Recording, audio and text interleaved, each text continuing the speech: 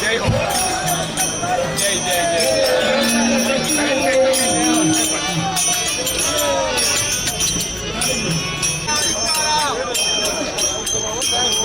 ಟ್ರಸ್ಟಿಗಳು ಜಾಥಾವನ್ನು ಉದ್ಘಾಟನೆ ಮಾಡ್ತಾ ಇದ್ದಾರೆ. ದಯವಿಟ್ಟು ಆಂಬ್ಯುಲೆನ್ಸ್ಗೆ ಜಾಗ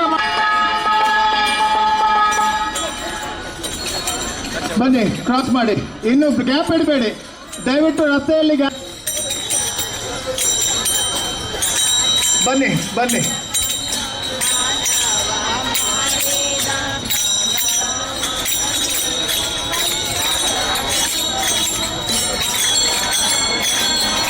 ಮೆರವಣಿಗೆ ಸರದಿಯನ್ನು ಬಿಟ್ಟು ಬದಿಯಲ್ಲಿ ಯಾರು ನಿಲ್ಲಬಾರದು, ಅಧಿಕಾರ ನಿಲ್ಲಬೇಕು.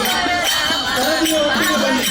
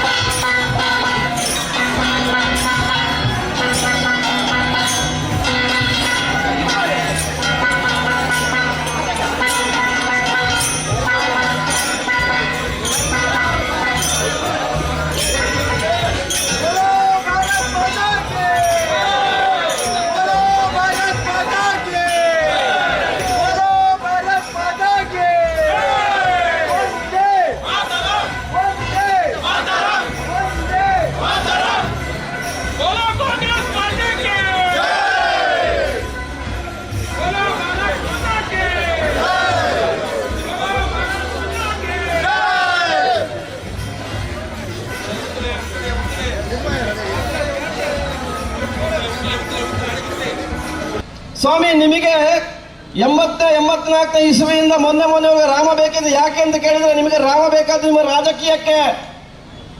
ನೀವು ಎಲ್ಲ ಧಾರ್ಮಿಕ ಸಂಗತಿಗಳನ್ನ, ಭಾವನಾತ್ಮಕ ಸಂಗತಿಗಳನ್ನ ರಾಜಕೀಯಕ್ಕೆ ಉಪಯೋಗ ಮಾಡಿದ್ರಿ. ನೀವು ಗಂಗೆಗೆ ಬೇಕಾಗಿ ನೀವು ಸಂಘಟನೆ ಮಾಡಲಿಲ್ಲ, ಸಂಘಟನೆಗೆ ಬೇಕಾಗಿ ಗಂಗೆಯನ್ನು ಉಪಯೋಗ ಮಾಡಿದ್ರಿ. ಗೋವಿಗೆ ಬೇಕಾಗಿ ನೀವು ಸಂಘಟನೆ ಮಾಡಲಿಲ್ಲ, ಸಂಘಟನೆಗೆ ಬೇಕಾಗಿ ಗೋವನ್ನು ಉಪಯೋಗ ಮಾಡಿಕೊಂಡ್ರಿ. ನೀವು ಒಂದೇ ಮಾತ್ರ ಅಂತ ಹೇಳ್ತಾ ದೇಶಕ್ಕೆ ಬೇಕಾಗಿ ಸಂಘಟನೆ ಮಾಡಲಿಲ್ಲ, ನಿಮ್ಮ ಸಂಘಟನೆ ಲಾಭಕ್ಕೆ ಬೇಕಾಗಿ ಒಂದೇ ಮಾತ್ರ ಉಪಯೋಗ ಮಾಡಿದ್ರಿ.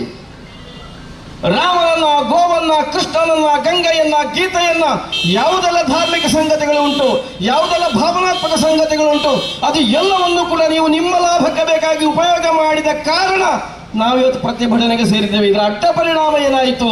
ನಿಮಗೆ ಮಾತ್ರ ಸನ್ಮತಿ ಇಲ್ಲ.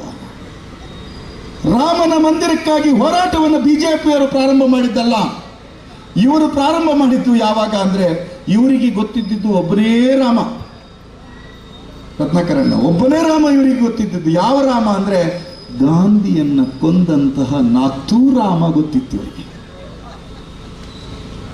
ಗಾಂಧಿ ಪ್ರೇರಿತವಾದ ಹೋರಾಟವನ್ನು ಮಾಡಿದಿರ್ತಕ್ಕಂಥ ಕಾಂಗ್ರೆಸ್ಸರಿಗೆ, ಭಾರತೀಯರಿಗೆ ಮರ್ಯಾದ ಪುರುಷೋತ್ತಮ ರಾಮನ ಆದರ್ಶಗಳು ಗೊತ್ತಿತ್ತು. ಆ ಕಥೆಗಳನ್ನು ನಮ್ಮ ಬಾಲ್ಯದಿಂದ ನಮ್ಮ ಅಪ್ಪ, ಅಮ್ಮ, ಅಜ್ಜ, ಅಜ್ಜಿ ನಮ್ಮನ್ನ ಎದೆಹಾಲನ್ನು ಉಳಿಸುವಾಗ ಅದನ್ನು ಕೇಳಿಸಿದ್ದಾರೆ ನಮಗೆ. ಇಡೀ ದೇಶಕ್ಕೆ ರಾಮಾಯಣದ ಒಂದು ಸಂಕಥನಗಳ ಅರ್ಥ ಆಗಬೇಕು ಅನ್ನುವ ಕಾರಣಕ್ಕಾಗಿ ರಾಜೀವ್ ಗಾಂಧಿ ಅವರ ನೇತೃತ್ವದಲ್ಲಿ ದೂರದರ್ಶನದ ಮುಖೇನ ರಾಮಾಯಣದ ಪ್ರಸಾರವನ್ನು ಮಾಡಿದವರು ನಾವು. ಯಾವ ಮುಸಲ್ಮಾನರು ವಿರೋಧ ಮಾಡಲಿಲ್ಲ. ರಾಮಾಯಣವನ್ನು ಯಾಕೆ ಪ್ರಸಾರ ಮಾಡ್ತೀರಿ ಅಂತ ರಾಜೀವ್ ಗಾಂಧಿ ಅವರನ್ನು ಪ್ರಶ್ನೆ ಮಾಡಿಲ್ಲ. ಪಾರ್ಲಿಮೆಂಟ್ ಅಲ್ಲಿ ಚರ್ಚೆ ಆಗಲಿಲ್ಲ. ಪ್ರತಿಯೊಬ್ಬರು ಹೇಳಿದ್ರು, ಮುಸಲ್ಮಾನರು, ಕ್ರಿಶ್ಚಿಯನ್ರು ಸಹಿತ ರಾಮಾಯಣದ ಕಥೆಯನ್ನು ನೋಡಿ ಸಂಭ್ರಮವನ್ನು ಪಟ್ಟರು. ನಾಥೂರಾಮನನ್ನ ಆರಾಧಿಸ್ತಿದ್ದಂತೆ ಇವರಿಗೆ ಈ ದೇಶದಲ್ಲಿ 7% ಓಟ್ ಬರ್ತದೆ ಅಂತ ಯಾವಾಗ ಗೊತ್ತಾಯ್ತೋ, ಇದು ಓಟನ್ನು ನಮ್ದು ಒಂಚೂರು 40%ಗೆ ಜಾರಿಸಬೇಕು ಅಂತಾದ್ರೆ ನಮಗೆ ರಾಮನ ಜಪ ಬೇಕು ಅಂತ ಹೇಳಿ ನಾಥೂರಾಮನನ್ನ ಬಿಟ್ಟು ಶ್ರೀರಾಮನನ್ನ ಇವರು ಸ್ಪರ್ಶ ಮಾಡಿದ್ದು 1989 ಇಸವಿಯ ಹಿಮಾಚಲ ಪ್ರದೇಶದ ಇವರ ರಾಷ್ಟ್ರೀಯ ಕಾರ್ಯಕಾರಿ